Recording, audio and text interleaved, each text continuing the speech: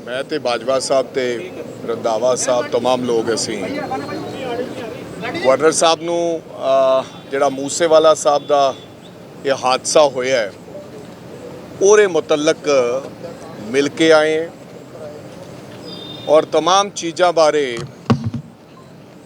जानकारी दे के आए हैं कि किस तरह पंजाब दे विच लॉ एंड ऑर्डर की स्थिति है और ये सीधा सीधा सिद्धू मूसेवाला साहब की जान बचाई जा सकती सी जे पंजाब सरकार यानी कि भगवंत मान ते पंजाब दे DGP सजीदगी विखाउंदे। जिस तरह जिस व्यक्ति नूं इंटैलीजेंसी ब्यूरो ने और रॉ दी रिपोर्ट के मुताबिक एक बहुत वड्डा खतरा दस्या गया सी उहदी जान नूं और उस तो बाद तुसी अज भी अखबारां च पढ़िया होना है कि एक शाहरुख नाम का व्यक्ति जिहड़ा 1 महीना पहला पुलिस ने फड़िया और जिन्हें ये गल कही कि मैं सिद्धू मूसेवाले नूं रैकी करन गया सी मारन वास्ते, लेकिन उहदे कोले हथियारबंद व्यक्ति जिहड़े सिक्योरिटी गार्ड सीगे उन्हां नूं देख के फिर मैं इस घटना नूं अंजाम नहीं पहुँचा सकिया तो मैं वापस आ गया। फिर दिल्ली पुलिस ने भी इन्हां नूं लिखिया, लेकिन इसके बावजूद भी सिक्योरिटी वधाउण दी बजाय जिहड़ी कि साडी सरकार ने 10 व्यक्ति ते एक जिप्सी उन्हां नूं दित्ती सी, उन्हां दी सिक्योरिटी विड्रॉ कर ली गई। और सब तो माड़ी गल की हुई, ये कल सानू होम मिनिस्टर साहब साबका ने दस्या सुखजिंदर जी ने कि ये सीक्रेट डॉकूमेंट हुंदा है। अगर किसी दी सिक्योरिटी जिन्हों थ्रैट हैगा और सिक्योरिटी घटा भी रहे हो तुसी, और किहड़े मापदंड तुसी लए, लेकिन वो जनतक नहीं कर सकते फोकी शौहरत दे वास्ते कि असी फेसबुक ते भगवंत मान जी ने लिखा कि असी मूसेवाला दी ते डेरा ब्यास दी सिक्योरिटी वापस ले ली गई है। और ठीक दूजे दिन इस दुर्घटना नूं जिहड़ा है ये तुसी देखिया जो होया। सो कहण दा भाव अज जिहड़ा असी मिल के आए हैं ये बहुत वड्डी अनहोनी है, जिहड़ा मैं समझदा हर व्यक्ति अज डर रहा है। और अज भी दिन दिहाड़े एक बस नूं लुट लिया गया, ड्राइवर ते कंडक्टर दे कंन नाल पिस्टल ला के। ये हालात ने लॉ एंड ऑर्डर दे और असी ये मंग करके आए हैं कि एक तो NIA दी इंक्वायरी होनी चाहिए है। जेड़े ऑफिसरां ने कोताही की और बिना फाइलां चेक किए सिक्योरिटी वापस ली उन्हां ते FIR दर्ज होनी चाहिए है। ईवन भगवंत मान जी ने ये सारी जिहड़ी घटना बींगे होम मिनिस्टर जिहड़ी आपदे फेसबुक ते पाई कि जिहड़ा गुनाह किया जिहड़ा नहीं पाउणा चाहिए सी, दसना जिहड़ा सीक्रेसी लीक की, पूरी बनती कार्रवाई बेशक वो मुख्यमंत्री है, बेशक वो होम मिनिस्टर है, बेशक वो नीचे कोई भी व्यक्ति है उन्होंने होनी चाहिए है। इस मुतलक असी अज ये डेलीगेशन लैके ये मंग करके आए हैं कि उन्होंने ऑफिसर साहबाना ते बनती कार्रवाई सरकार ते होनी चाहिए है, जिन्हां दी वजह दे करके एक प्यारा साथी साडे तो चला गया। आपने बोला था कि हम हाई कोर्ट जाएंगे, कब जाएंगे आप? You want to say something पहले बाजवा साहब? जो राजा जी ने तो सारे डेलीगेशन ने गल की थी, उहदे विच असीं एक स्पैशल ये भी एस्पैक्ट लिया है कि सिक्योरिटी अप्रेजल होने ही सारे सिक्योरिटी दी जाती है। अप्रेजल तो बिना किसी की सिक्योरिटी वापस ली नहीं जा सकती। असीं ये भी गल कही है कि थोड़ा जिहा स्टडी करो कि केजरीवाल साहब जिहड़े दे आका ने भगवंत मान जी दे, इन्हां नूं किस कैपेसिटी च इत्थों 90 बंदे दिते गए या 82 बंदे दिते। राघव चड्ढा जी जिस तरह बाकी दे सारिਆਂ ਦੀ कैटेगरी एक बनाओ, राज्य सभा के बाकियां नूं 2-2 3-3 दिते, इन्हां नूं 50 55 60 एक घर दे उत्ते 5 स्टैंड गार्ड्स इन्हां नूं स्टैंडिंग गार्ड्स दिते गए ने, इन्हां दे परिवार दे मैंबरां नूं दिते गए ने जी। ਇਹਦੀ ਅਪਰੇਜ਼ਲ ਵੀ ਹੋਣੀ ਚਾਹੀਦੀ। ਨਾਲ ਅਸੀਂ ਇਹ ਵੀ ਨੋਟਿਸ ਲੈ ਕੇ ਆਂਦਾ ਕਿ ਵੇਖੋ ਕਿਸੇ ਵੀ ਮੇਜਰ ਇਨਸੀਡੈਂਟ ਤੋਂ ਪਹਿਲੇ ਪੰਜਾਬ ਪੁਲਿਸ ਨੇ ਕਿਸੇ ਨੂੰ ਵਾਰਨ ਤੱਕ ਨਹੀਂ ਕੀਤਾ, ਤੇ ਇਨਸੀਡੈਂਟ ਹੋਇਆ ਨਹੀਂ ਤੇ ਅੱਧੇ ਘੰਟੇ 'ਚ ਇਹਨਾਂ ਪਤਾ ਲੱਗ ਜਾਂਦਾ ਬੰਦਾ ਅਮਰੀਕਾ 'ਚ ਬੈਠਾ ਹੈ। ਅਮਰੀਕਾ ਦੇ ਵਿੱਚ ਭੋਲਾ ਡਰੱਗ ਕੇਸ ਵਾਲੇ ਬੰਦੇ ਉਹ ਵੀ ਸਾਰੇ ਅਮਰੀਕਾ ਕੈਨੇਡਾ 'ਚ ਬੈਠੇ ਨੇ। ਕੀ ਮੌਜੂਦਾ ਸਰਕਾਰ ਇਹ ਦੱਸੇ ਅਸੀਂ ਕੋਈ ਐਫਰਟ ਕੀਤਾ ਉਹਨਾਂ ਨੂੰ ਐਕਸਟ੍ਰਾਡਾਈਟ ਕਰਵਾਉਣ ਦਾ? ਕੀ ਭਗਵੰਤ ਮਾਨ ਜੀ ਨੇ ਕਦੀ ਮਿਨਿਸਟਰੀ ਆਫ ਹੋਮ ਅਫੇਅਰਸ ਨਾਲ, ਕਦੀ ਹਾਈ ਕਮਿਸ਼ਨਰ ਆਫ ਕੈਨੇਡਾ ਨਾਲ ਜਾਂ ਇੰਟਰਪੋਲ ਦੇ ਨਾਲ ਕਦੀ ਇਹਨਾਂ ਕਨੈਕਟ ਕੀਤਾ ਕਿ ਉਹ ਬੰਦੇ ਬਾਹਰ ਬੈਠੇ ਨੇ? ਇਸ ਤੋਂ ਪਹਿਲੇ ਕਬੱਡੀ ਦਾ ਇੱਕ ਨਾਮੀ ਪਲੇਅਰ ਨਕੋਦਰ ਦੇ ਕੋਲ ਮਾਰਿਆ ਗਿਆ, ਉਹ ਵੀ ਜ਼ਿੰਮੇਵਾਰੀ ਕੈਨੇਡਾ 'ਚੋਂ ਕਿਸੇ ਨੇ ਲਈ ਜਾਂ ਅਮਰੀਕਾ 'ਚੋਂ ਲਈ ਗਈ। ਹੁਣ ਵਾਲਾ ਇਨਸੀਡੈਂਟ ਵੀ ਉਸ ਤਰ੍ਹਾਂ ਹੋਇਆ, ਜ਼ਿੰਮੇਵਾਰੀ ਕਿਹਦੀ ਇਹਨਾਂ ਨੂੰ ਵਾਪਸ ਲਿਆਉਣ? ਜਦੋਂ ਇਨਸੀਡੈਂਟ ਹੁੰਦਾ ਅੱਧੇ ਘੰਟੇ ਦੇ ਵਿੱਚ ਇਹ ਜਿੰਨੀ ਫੁਰਤੀ ਵਿਖਾਉਂਦੇ ਨੇ ਇਹਨਾਂ ਪਹਿਲੇ ਕਦੀ ਕਿਉਂ ਨਹੀਂ ਵਿਖਾਈ? ਸੋ ਇਹ ਸਾਰੀਆਂ ਚੀਜ਼ਾਂ ਅਸੀਂ ਗੱਲ ਕਹੀ ਹੈ ਕਿ ਟੈਕਨੀਕਲ ਨੋ ਹੋ ਕੱਲੀ NIA ਕੱਲ ਨੂੰ ਬਾਹਰੋਂ ਐਕਸਟ੍ਰਾਡਾਈਟ ਕਰਾਣੇ ਜਿਹੜੇ ਮੁਲਜ਼ਮ ਨੇ ਉਹ ਵੀ NIA ਕੋਲ ਪਾਵਰਸ ਨੇ, ਪੰਜਾਬ ਪੁਲਿਸ ਕੋ ਕੋਈ ਨਹੀਂ, ਕਿਉਂਕਿ ਇੰਟਰਪੋਲ ਦੇ ਨਾਲ ਕਨੈਕਟ ਕਰਨ ਵਾਸਤੇ ਦੇ ਹੈਵ ਇੱਕ agency air market that's the CBI। NIA ਕੋ ਬੈਟਰ ਜਿਹੋ ਜਿਹੇ ਵੈਪਨ ਇੱਥੇ ਚੱਲੇ ਨੇ AN-94 ਜਿਹੜੀ ਹੈ ਉਹ ਮੇਰੇ ਖਿਆਲ ਸਾਡੀ ਪੈਰਾ ਮਿਲਟਰੀ ਫੋਰਸਸ ਕੋ ਵੀ ਹੈ ਨਹੀਂ। ਇਹ ਸਾਰੀਆਂ ਚੀਜ਼ਾਂ ਸਾਹਮਣੇ ਲਿਆਉਣ ਦੀ ਲੋੜ ਹੈ ਤੇ ਅਸੀਂ ਇਹਦੀ ਸੰਜੀਦਗੀ ਨੂੰ ਵੇਖਦੇ ਹੋਏ ਤੁਸੀਂ ਸਵਾਲ ਕੀਤਾ ਹਾਈ ਕੋਰਟ ਜਾਣ ਦਾ, ਹਾਈ ਕੋਰਟ ਦੀ ਜਗ੍ਹਾ ਸੁਪਰੀਮ ਕੋਰਟ ਵੀ ਜਾਵਾਂਗੇ। ਪਹਿਲੇ ਸਾਨੂੰ ਪੂਰਨ ਆਸ ਹੈ ਕਿ ਗਵਰਨਰ ਸਾਹਿਬ ਇਹ ਸਾਡੀ ਗੱਲ ਇਸ ਡਿਮਾਂਡ ਨੂੰ, ਕਿਉਂਕਿ ਅਸੀਂ ਇਹ ਵੀ ਗੱਲ ਕਹੀ ਅਸੀਂ ਟੈਰਰਿਜ਼ਮ ਵੇਖਿਆ, ਟੈਰਰਿਜ਼ਮ ਵੀ ਐਂ ਹੀ ਸਟਾਰਟ ਹੋਇਆ ਸੀ। ਛੋਟੀਆਂ ਚੀਜ਼ਾਂ ਨਜ਼ਰਅੰਦਾਜ਼ ਹੋਈਆਂ ਤੇ ਮੇਜਰ ਚੀਜ਼ਾਂ ਹੋਈਆਂ ਨੇ। ਕਾਈਂਡਲੀ ਪੰਜਾਬ ਵੱਲ ਧਿਆਨ ਕਰੋ। ਹਰ ਰੋਜ਼ ਇਨਸੀਡੈਂਟ ਹੋ ਰਹੇ ਨੇ ਕਿਉਂਕਿ ਇਹ ਨਾਕਾਬਲ ਨੇ, ਇਨਐਕਸਪੀਰੀਅੰਸ ਨੇ, ਨਾਨ ਸੀਰੀਅਸ ਨੇ। ਅਸੀਂ ਕੰਡੈਮ ਕਰਨੇ ਅੱਜ ਵੀ ਕਿ ਭਗਵੰਤ ਮਾਨ ਦੀ ਆਪਣੀ ਫਟਰਨਿਟੀ ਤੋਂ ਮੂਸਾਵਾਲਾ ਸਾਹਿਬ ਸੀ, ਅਜੇ ਤੱਕ ਅਫਸੋਸ ਕਰਨ ਤੱਕ ਨਹੀਂ ਕੋਈ ਇਹਨਾਂ ਦਾ ਮੈਂਬਰ। ਕੱਲ 2 ਮੰਤਰੀ ਆ ਕੇ ਰਾਜ ਸਭਾ ਵਾਲਿਆਂ ਨੂੰ ਕਾਗਜ਼ ਭਰਾਉਣ ਚਲੇ ਗਏ, ਲਾਲ ਪੀਲੇ ਕੱਪੜੇ ਪਾਇਆ ਵਾਲੇ, ਉੱਥੇ ਜਾਣ ਦੀ ਕਿਸੇ ਨੇ ਕਦੀ ਜ਼ਿੰਮੇਵਾਰੀ ਨਹੀਂ ਸਮਝਦੀ। ਸੋ ਇਹ ਇਨਸੈਂਸਿਟਿਵ ਹੈ ਨੇ ਲੋਕ, ਇਹਨਾਂ ਤੋਂ ਸਾਨੂੰ ਕੋਈ ਐਕਸਪੈਕਟੇਸ਼ਨ ਨਾ ਸਾਨੂੰ ਨਾ ਪੰਜਾਬ ਦੇ ਲੋਕਾਂ ਨੂੰ। ਹਰ ਆਦਮੀ ਦੀ ਜ਼ਿੰਦਗੀ, ਹਰ ਆਦਮੀ ਦੀ ਪ੍ਰਾਪਰਟੀ ਅੱਜ ਕੋਈ ਮਹਿਫੂਜ਼ ਨਹੀਂ। ਤੋ ਇਹੀ ਸਾਡੀ ਗੁਜ਼ਾਰਿਸ਼ ਸੀ ਕਿ ਅੱਜ constitutionally he is the person who can look after this. NIA ਦੀ ਅਸੀਂ ਮੰਗੀ ਹੈ, ਬਾਕੀ ਚੀਜ਼ਾਂ ਵੀ ਹੋਰ ਬਹੁਤ ਸਾਰੀਆਂ ਨੇ ਜਿਹੜੀਆਂ ਅਸੀਂ ਜਿਹੜੀ ਤੁਸੀਂ ਹਾਈ ਕੋਰਟ ਦੀ ਗੱਲ ਕਹਿ ਰਹੇ ਹੋ, ਹਾਈ ਕੋਰਟ ਅਸੀਂ ਚੀਫ ਜਸਟਿਸ ਸਾਹਿਬ ਨੂੰ ਲਿਖਿਆ।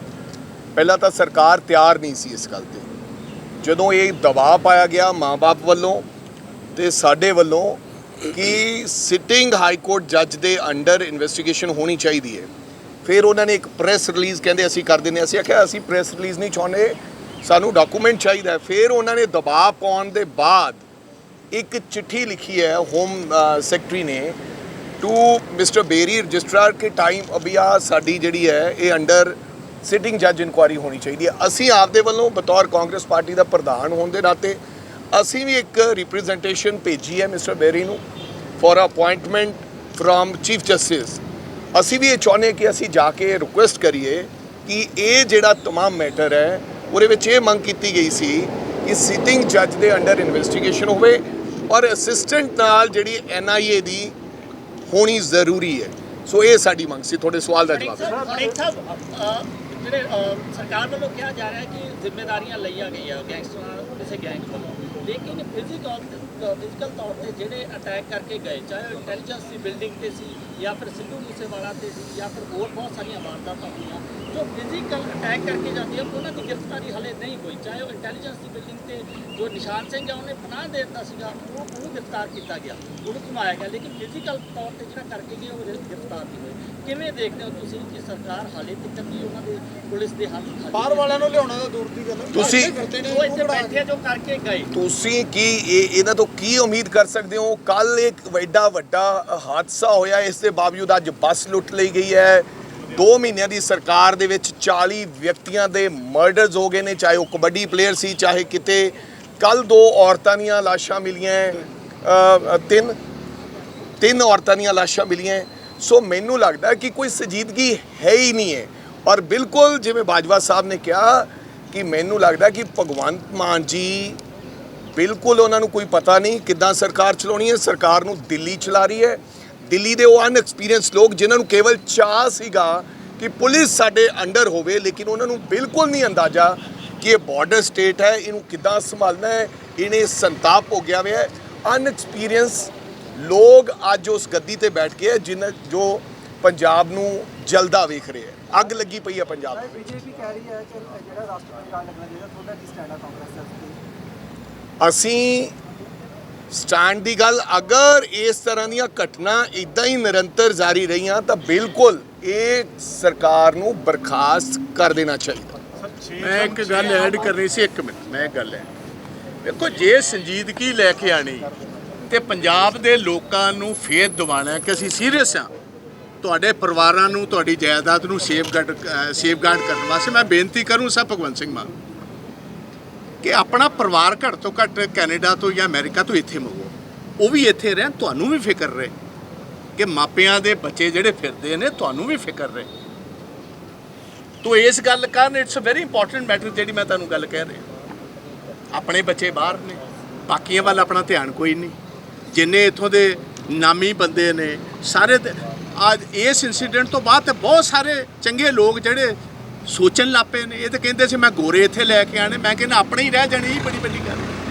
ਪੰਜਾਬ ਦੇ ਬਹੁਤ ਸਾਰੇ ਸਿੰਗਰ ਕਹਿ ਰਹੇ ਨੇ ਕਿ ਬੜੇ ਚਿੰਤਾ ਦਾ ਵਿਸ਼ਾ ਬਣਿਆ ਹੈ, ਪੰਜਾਬ ਰਹਿਣ ਲਾਇਕ ਨਹੀਂ ਬਣਿਆ ਸਾਡੇ ਤੇ ਵੀ ਅਟੈਕ ਹੋ ਸਕਦੇ, ਬੜੇ ਸਾਰੇ ਸਿੰਗਰਾਂ ਨੇ ਚਿੰਤਾ ਦਾ। ਇਸੇ ਗੱਲ ਕਰਨ ਨੂੰ ਮੈਂ ਕਿਹਾ ਕਿ ਆਪਣੇ ਬੱਚੇ ਲਿਆਓਗੇ ਤੇ ਤੁਸੀਂ ਇਸ ਗੱਲ ਦੀ ਇੰਸ਼ੋਰੈਂਸ ਦਿਓਗੇ ਕਿ ਮੈਂ ਪੰਜਾਬ ਨੂੰ ਸੇਫਗਾਰਡ ਕਰਾਂ, ਕਿਉਂਕਿ ਮੈਂ ਆਪਣੇ ਬੱਚੇ ਇੱਥੇ ਲੈ ਆਉਂਦੇ।